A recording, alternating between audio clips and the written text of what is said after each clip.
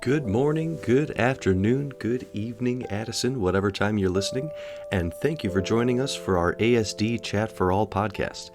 We have lots of fun and exciting things on the horizon for Addison School District 4, and this podcast allows us the opportunity to connect with our parents and guardians, families, and community to celebrate our students, their accomplishments, and so much more.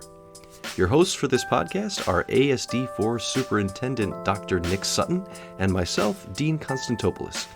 You interested in hearing more about what's going on in District 4? Come on in and have a chat.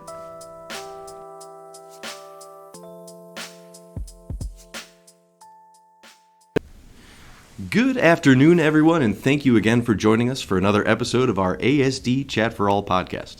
My name is Dean Constantopoulos. I'll be one of your hosts this afternoon, and I'm joined here with my co-host, Dr. Nick Sutton. Nick, how you doing today? I'm good. We are like podcast veterans. I'm telling you. I like that we are able just to roll in. We do this, and it's nice and natural. So I really enjoy this. It's a nice little periodic break in my day. What about you, Dean? You know what? Honestly, it's the same for me. So, I love to be able to go out to the different schools and take pictures and videos and things like that. And the best part about that job is that you can go around and I can meet some of the people that I didn't know or that I didn't know very well in the district. And then I can bring those people back onto the podcast to introduce to everybody listening. So that is so well said. Speaking of that, we've got a guest today. Yeah, a great guest.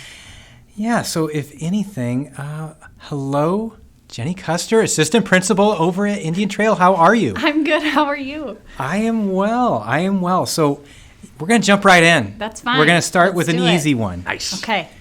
Who are you? What do you do? What is your role? And how long have you been a part of Addison 4? You bet. I am Jenni Custer. I'm the assistant principal at Indian Trail Junior High. I have been in the district. I always round up. It's really like 2.5 years, but I say 3 because it's a lot easier to understand. I came in halfway through the year, in my first year, and I took over one of the dean positions there, and I was there. Well, I wasn't there very long because we all got sent home in March. Right. Well said. Yeah, so I was home for the rest of that year as we were at home, and then I came back and I was a dean full-time for the next year. And then last year was my first year as the assistant principal, and this year is my second. So. Oh, that's amazing. Yeah. Very cool. Well, we're so glad to have you here. So thank you again for joining us. Something that we've been noticing a lot of lately, especially with the round building, tons of different improvements and just general wanting to make this environment more state-of-the-art and just kind of improve it a little bit. Yeah. But something that I've also been noticing is that a lot of our improvements aren't just in construction. We're having kind of improvement measures going on everywhere. So can you tell us a little bit about how staff and the team at Indian Trail are kind of striving to meet our max potential this year at school? For sure. So this is, I would say, one of my sort of passions when it comes to the administrative role. And I really enjoy working with the staff and the teachers that work with our kids. So some of the things we're doing in our building are really focused on professional development and making the best teachers that we can possibly make. Gotcha. So that they're giving the best instruction they can possibly give in the classroom. So we have a couple of different things going on that are really fun. The first of which is the IPI walkthroughs, which is the instruction,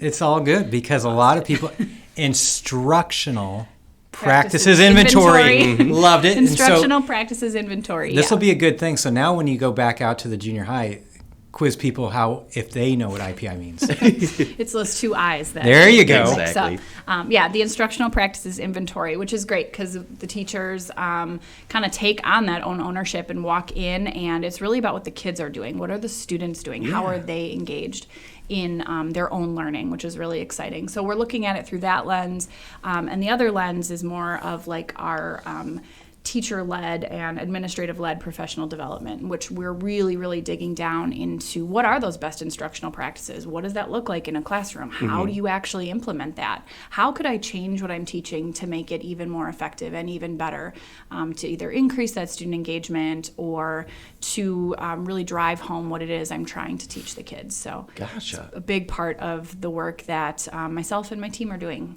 over at IT.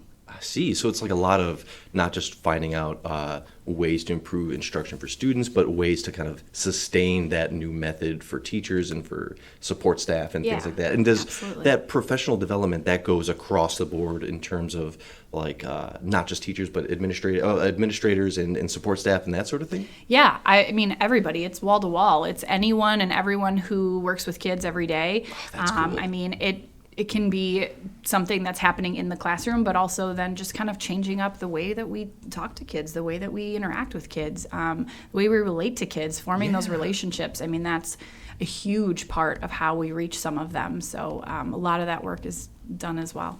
Absolutely. I'm sure the kids notice that too. Like if their teachers or support staff or I bet they do. Whoever notice, hey, they're speaking to me in a different way, or you know what, maybe I'm getting a little more attention than I was getting before. I'm sure they're really appreciative of that, and I'm sure that goes right back to the families as well. So thanks for sharing that.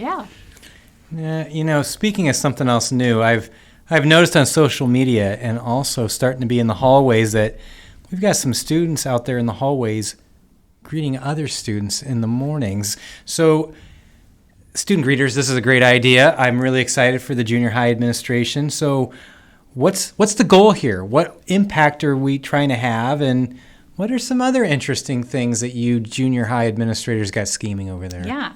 So a huge part of it is just coming back from the last 2 years that we do not speak of.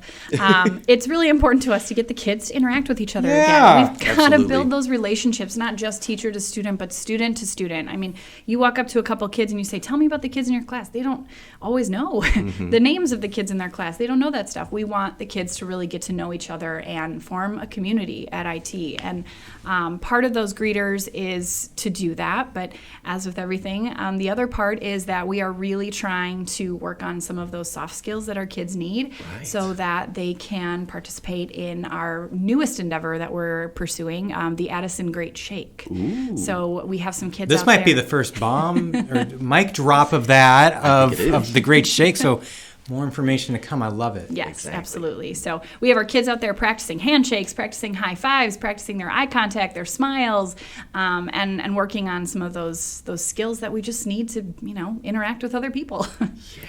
That is so cool. So talking about different things going on in the future, we've got this soft skills something or other. It's a mystery for now. Live in suspense. But stay tuned, right? But so we have that going on. What are some other things you think that parents should get excited about? We've got lots of different events coming up. I know that Halloween is right around the corner. I'm sure there are tons of events going on for that. But let's get the community pumped about some things that are going to be happening at Indian Trail soon. Sure. We've got a Halloween movie night with our parents on October 21st. If anyone wants to come out and watch a Halloween movie here at IT. We have a couple other parent nights that are on our calendar too, to try and bring parents and community members in to get them involved. Hopefully in January we'll be unveiling the beautiful new round building for our parents. Can't sell that enough. To come in and see. I mean, it's amazing.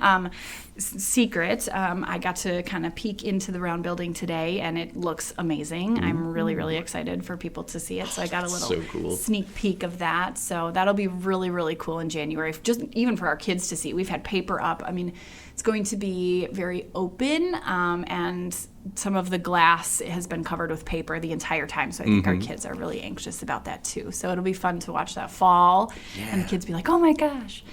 So the that's grand unveiling, right? Yeah. So that's coming up, I feel like, quicker than we think it is. It's already October, I feel like. So, we've got a lot of cool things kind of on the horizon, along with the Great Shake itself that's coming up. And, just every day we're just trying to, I think, have something in our building that the kids can look forward to, whether it is just a friendly face on the way in, whether it's fun music that we're playing during lunch, or, like our little Friday pep assemblies during lunch where we're introducing our different sports teams and honoring kids for things they do. But we're trying, I think, in every way that we can to make the building a welcoming, fun place for our kids to be.